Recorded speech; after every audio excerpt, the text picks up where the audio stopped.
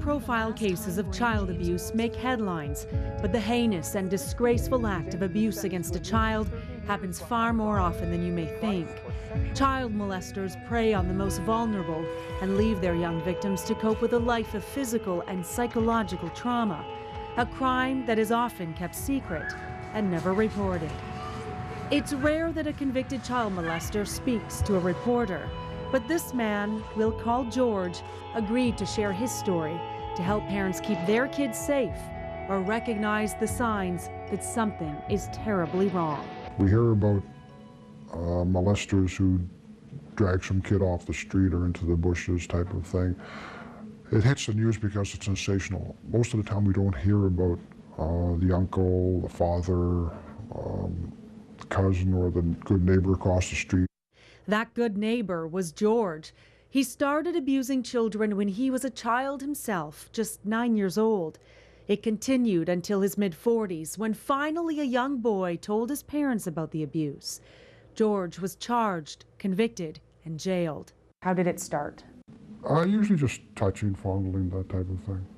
We've agreed to disguise George's identity, but there's nothing unusual about his appearance.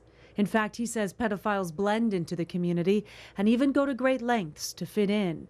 You'd make friends with the parents, go for dinner, this type of thing. George says he befriended the children he molested, but first he befriended their parents. Because they trust you, then you're going to have access to their children.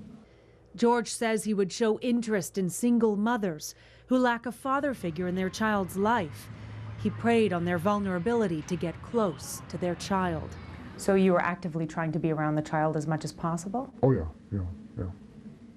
So you were grooming them? Yeah, I guess you could call it grooming. I felt akin to the younger people. I felt a part of them and as their friend. He admits to being a master manipulator, using guilt and love to confuse the child, keep them close and quiet. I was with children for so many years that I had it down to a science. What was your science? Mr. Nice Guy. You help people out, you do this, you do that. You try to gain people's confidence, you're everybody's friend. He'd lure the child by making them feel good about themselves. You try to find an interest that the child has, and you try to feed that interest to get closer to the child. I was in the Boy Scouts myself when I was a child, and when I became old enough, I became a Boy Scout leader. And that gave me access to a lot of young boys at the time. George's victims were not random. Each one was targeted. Those children that you victimized, why that child as opposed to another? I felt that they were looking for someone to be friends with. They never had a father, they didn't have too many friends. There was a gap in their life, I guess, that I was trying to fill, but I ended up doing the wrong thing. The abuse was kept quiet because George managed to convince his victims that what he was doing was okay. The so-called nice guy was a child predator, sexually abusing those who trusted him. More than 10, more than 20? Probably more than 100. Did the children ever go and tell their parents or anyone else of authority that you know of? No, not that I know of, no.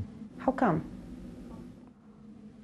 We were friends, and I guess they looked upon that as part of being a friend. To them, maybe it felt good, or maybe they were very embarrassed about what happened and didn't want to speak about it. George says the child's behavior would change after the abuse. They might start to show aggression or become shy and quiet. That, he says, is a red flag. You know, if there was someone in my position going out with their child all the time, and then one day the child, well, if you don't feel like going today, look for things like that, where they may be apprehensive about going out with this person, where they may not speak too much about what they did that day, just speak in general terms, and that's it. Look for someone who's too good to be true. After more than 2 decades of sexually abusing young boys, one had the courage and strength to make it stop. How did you get caught? What were the circumstances? one of the parents started asking a lot of questions to the child, and it came from that. And the child eventually told you? Yeah. George served 2 separate sentences for sex abuse against a child. The first, 9 months. The second, a year. He's now on the Ontario Sex Offender Registry. He currently lives and works in Ottawa. Why is it important that you share your story with us and our viewers? I cared about the kids, but I went in the wrong direction. I really want to make sure that children grow up and that they can be children. What happened to the children in my lives shouldn't have happened. I don't want it to happen to other children.